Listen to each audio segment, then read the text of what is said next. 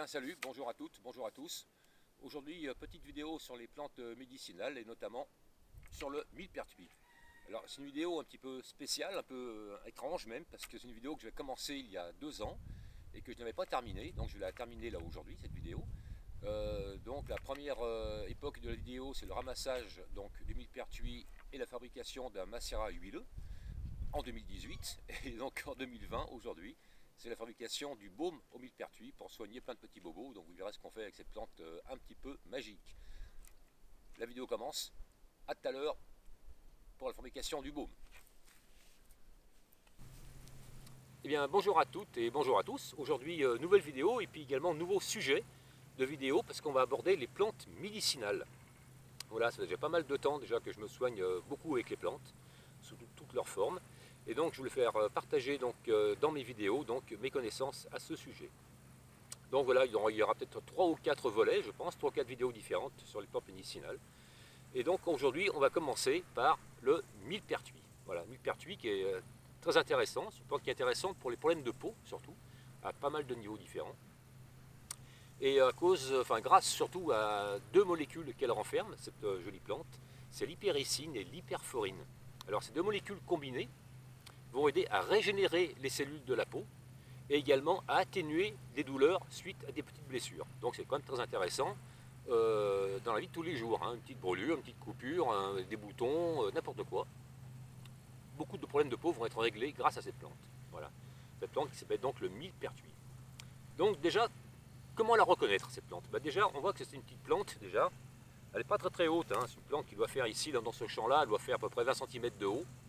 Mais elle arrive jusqu'à faire un bon mètre de hauteur selon les terrains où elle se trouve. Si c'est un terrain un peu sec, comme cette prairie qui est un peu sèche, elle est verte, mais elle est quand même sèche, je peux vous le dire, elle est caillouteuse. Donc les plantes ne poussent pas terrible. Mais j'en ai vu dans d'autres prairies, un peu plus loin d'ici, qui faisaient un bon mètre de haut. Voilà, donc c'est une plante avec des fleurs uniquement au sommet. Voilà, des petites fleurs jaunes uniquement au sommet, des petites fleurs jaunes avec 5 pétales. Voilà, je pense qu'on voit bien ça d'ici, voilà, 5 petits pétales. Également, pour la reconnaître facilement, on peut prendre des boutons et des fleurs dans les doigts. On les froisse dans les doigts. Et qu'est-ce qui va se passer? On va voir les doigts qui vont rougir d'un beau rouge brun. Parce qu'on va voir ça en vidéo. Voilà, donc j'ai le doigt ici, on dirait qu'il y a un peu de sang sur mon doigt. Voilà. Il est devenu brun-rouge. Voilà. Ça c'est donc une identification pour identifier donc, cette plante. Donc la fleur, la couleur en écrasant, et puis également les feuilles. Ben là, il y a des petites feuilles.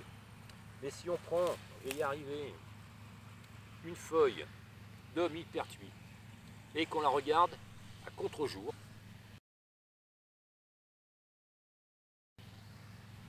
on va voir comme si la feuille avait 1000 trous, d'où son nom millepertuis, comme je suis embêté par les bêtes.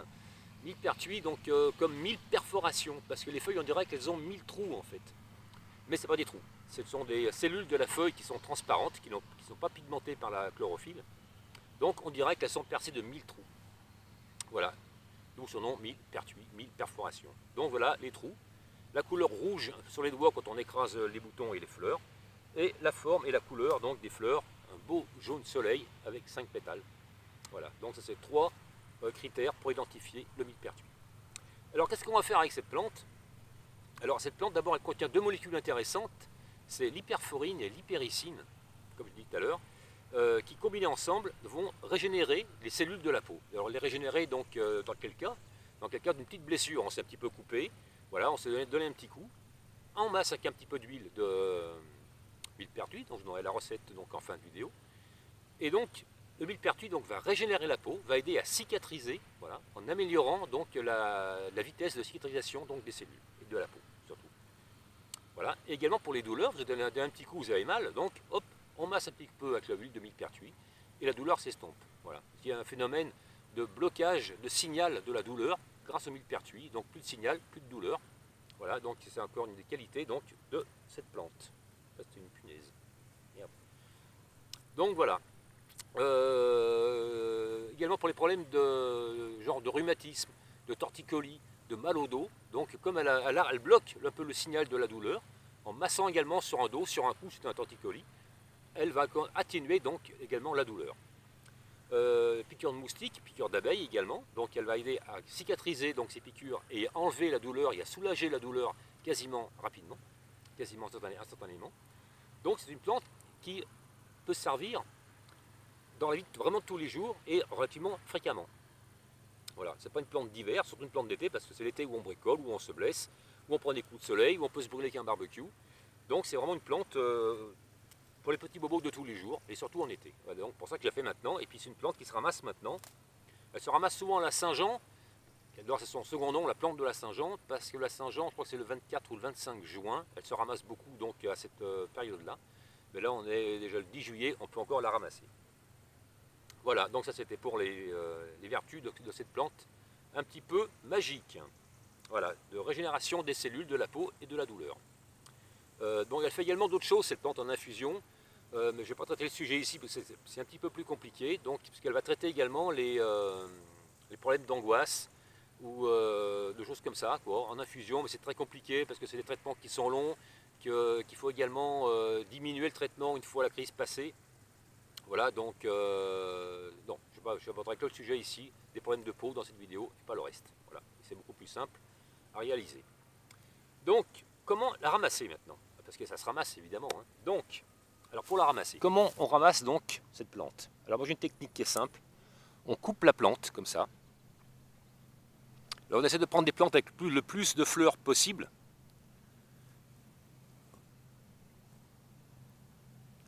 Et on va ramasser uniquement que les sommets, ce qu'on appelle les sommités fleuries. Donc je vais couper juste sous les fleurs, comme ça, voilà.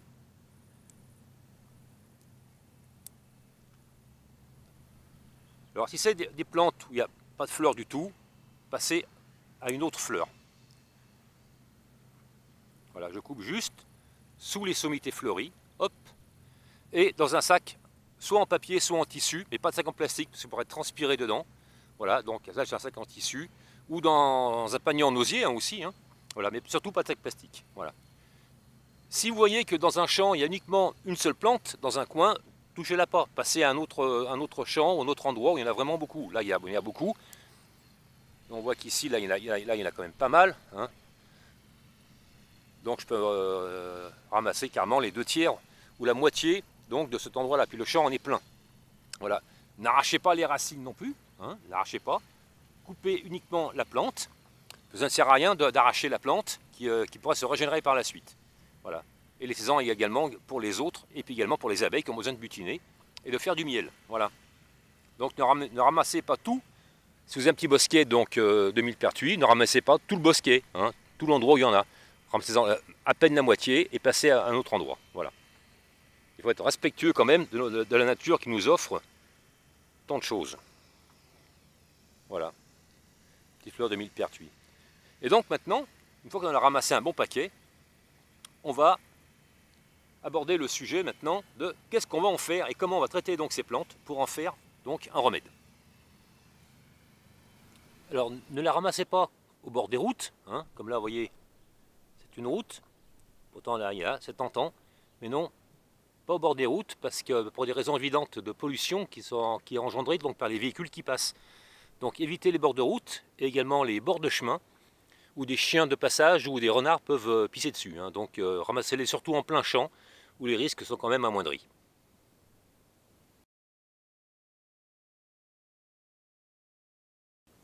Donc une fois qu'on a ramassé toutes nos fleurs de millepertuis, on va les mettre dans une petite caisse. Voilà. Pour les faire sécher un petit peu quelques heures. Parce que comme il y a toujours une petite humidité quand même dans ces fleurs, si on les fait sécher comme ça, l'humidité va se retrouver ensuite dans l'huile. Donc on va les laisser quelques heures ici. Là c'est un endroit qui est à l'ombre. Hein. Voilà, mais qui est assez chaud et assez ventilé. Je les sèche un petit peu, puis dans quelques heures on pourra les mettre donc en flacon. Donc une fois qu'on a fait donc sécher nos feuilles, nos fleurs un petit peu quelques heures, on va mettre tout ça dans un bocal. On aura bien lavé avant avec de l'eau bien chaude. Voilà. Tac.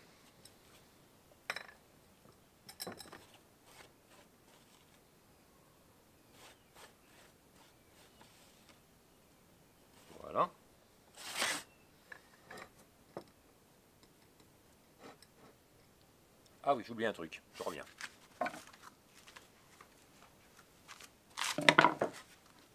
Et je vais rajouter dedans un brin de romarin, parce que le romarin a un très fort pouvoir antioxydant, et donc ça va éviter que l'huile d'olive ne rancisse. Si on n'a pas de romarin, on peut y mettre un peu de vitamine E, qu'on trouve en pharmacie. Une fois qu'on a rempli le bocal, on va mettre une huile d'olive. Alors j'ai pris une huile d'olive bio, hein, voilà, parce que quitte à mettre à se faire nos propres remèdes, et ben naturel, on reste dans le naturel jusqu'au bout. Hein. Je ne vais pas mettre une huile d'olive de chez Puget par exemple, ou de chez Le Sieur, dans mes fleurs. Et donc, on va remplir de l'huile d'olive jusqu'à dépasser un peu le niveau des fleurs.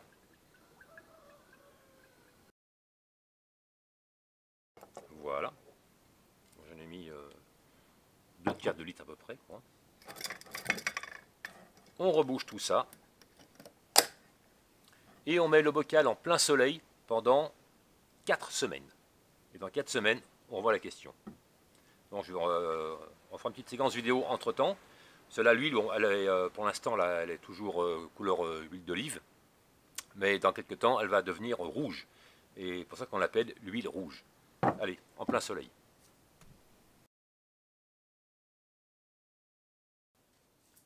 Vous venez donc de voir la vidéo donc, du ramassage du millepertuis et de la fabrication du macérat huileux. Maintenant, nous revoilà en 2020, on a fait un bond dans le temps. Et maintenant, nous allons faire donc les onguents, ou des baumes, appelez ça comme vous voulez. C'est plus un onguent d'ailleurs qu'un baume, parce que c'est plus épais qu'un baume et plus crémeux qu'un onguent. Donc on va plutôt faire un onguent à base donc, de huile de millepertuis, à base d'huile rouge. L'onguent c'est plus pratique à emmener, c'est dans les petites boîtes. Alors moi j'ai des petites boîtes ici, c'est des petites boîtes que je suis en aluminium que je prends chez Aromazone, hein, pour pas citer le nom, je m'en fous. J'ai pas d'action chez eux. Voilà, c'est ce qu'il y a de moins cher, c'est 1,20 € la boîte je crois. On peut prendre aussi des petits récipients en verre ou des petits récipients si vous avez une épouse ou si vous êtes une femme vous-même. Vous avez des petits pots des fois de crème que vous pouvez garder et récupérer, des petits pots en verre qui peuvent également resservir, c'est ce que je fais aussi. Donc on va commencer la fabrication de l'onguent au millepertuis. Pour ça, il nous faut un petit peu de matériel, mais pas beaucoup. On a besoin des petits pots en aluminium, enfin des récipients en général. Je ne sais pas qu'ils font, ceux-là, ils font 25 millilitres, je crois. Ouais, c'est des 25 ml. On va prendre plus petit aussi. Hein. On a besoin évidemment de notre huile rouge qui est là, prête à être filtrée. Un petit peu d'alcool parce que je vais désinfecter un petit peu les petits pots avant de m'en servir. Et également de la cire d'abeille. Alors ça c'est la cire d'abeille du commerce. Je ne sais pas si c'est bio, ça j'en sais absolument rien, ça n'a pas l'air. Cire d'abeille en pépites. Bon c'est pratique, hein, c'est des petites pépites de cire d'abeille. Voilà. Et moi je vais utiliser par contre une plaque de cire d'abeille. C'est pareil. On m'a donné ça, donc je vais m'en servir. Tout d'abord, je vais passer tous mes petits pots à l'alcool. C'est quand même plus sûr. Je ne vais pas balancer dans des bactéries ou des radicaux libres dans nos onguents. Plus on est propre dès le départ, et plus on a de chance que notre onguent se conserve bien. C'est toujours aussi efficace, mais plus on est propre, et mieux il va se conserver. Donc je mets un petit peu d'alcool dans un flacon, dans un... Voilà, et tous comme ça, hop, je secoue un petit peu, et au suivant. Et je laisse sécher.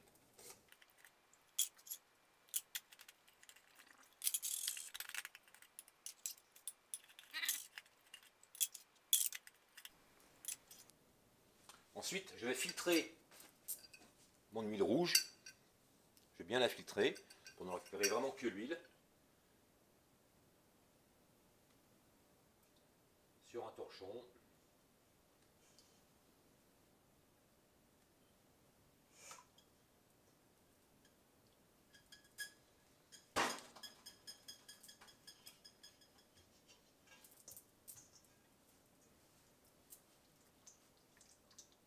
Je presse bien tout ça.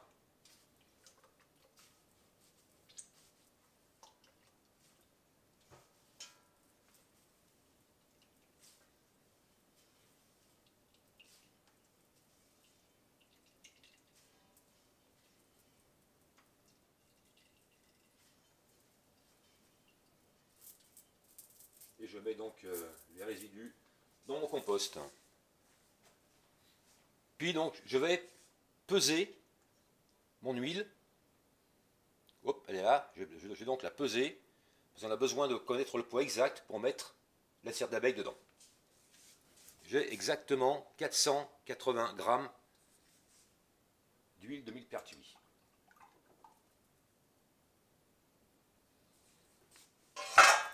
Je les mets dans une casserole. Que voici.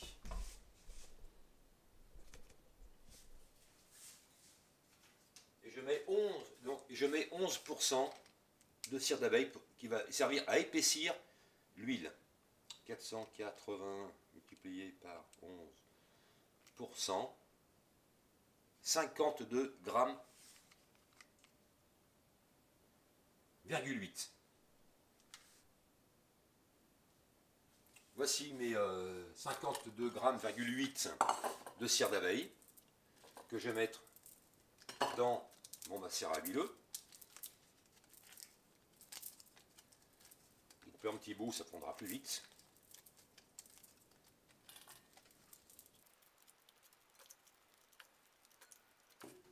Et on fait chauffer ça tout doucement. Il ne faut pas que ça parte en ébullition. Il faut vraiment juste que ça fonde.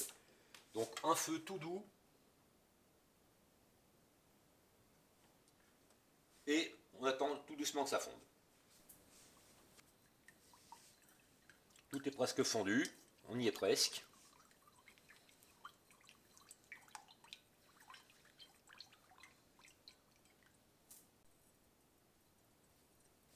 Tout est fondu. Maintenant, je vais rajouter de la vitamine E, qui est un conservateur. Je rajoute 4 gouttes pour 100 ml. Là, j'ai quasiment 500 ml, donc 4 x 5, 20 gouttes. Évidemment, ces gouttes, ça met toujours 2 heures à couler, c'est une catastrophe.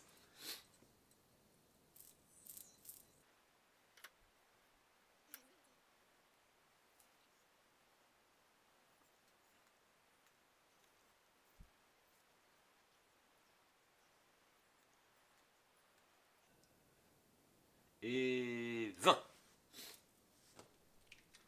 Je rajoute également de l'huile essentielle de lavande vraie, ou de lavande officinale. Là, je rajoute également 20 gouttes.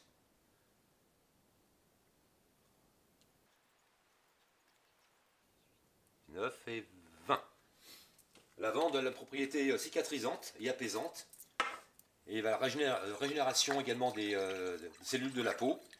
Et étant donné que le baume à millepertuis va servir à guérir des petites blessures, donc l'huile essentielle de lavande vraie fera également du bon boulot.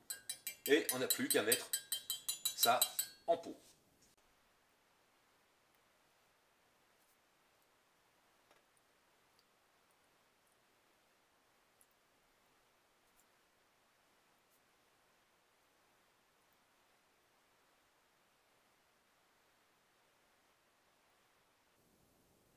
Et voilà.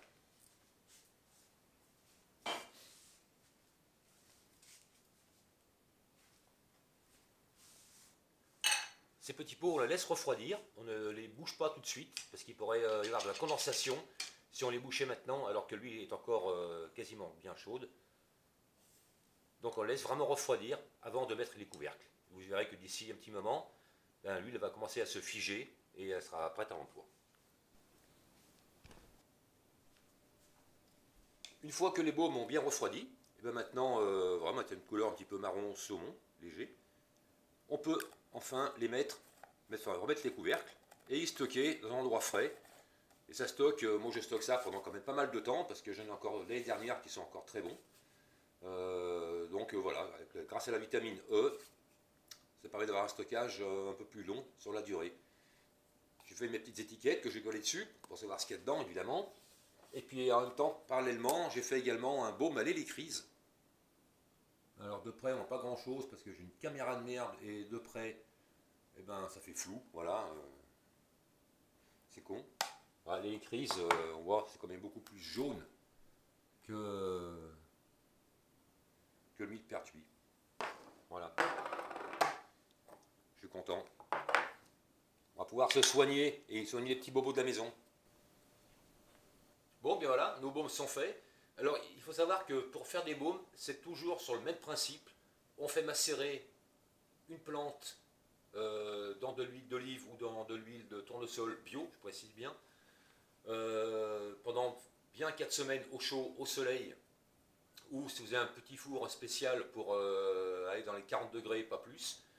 Donc 4 semaines de macération dans l'huile, et ensuite on fait les baumes. C'est toujours le même principe. Dans l'huile, on rajoute 11% de cire d'abeille, de la vitamine E, donc 4 gouttes pour 100 ml, et rajouter une huile essentielle si vous voulez, mais ce n'est pas obligé.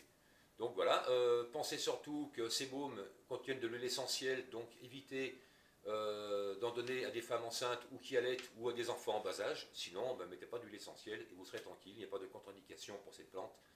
Une fois de plus, une plante miraculeuse. A très bientôt pour d'autres vidéos. Allez, bisous à tous, ciao.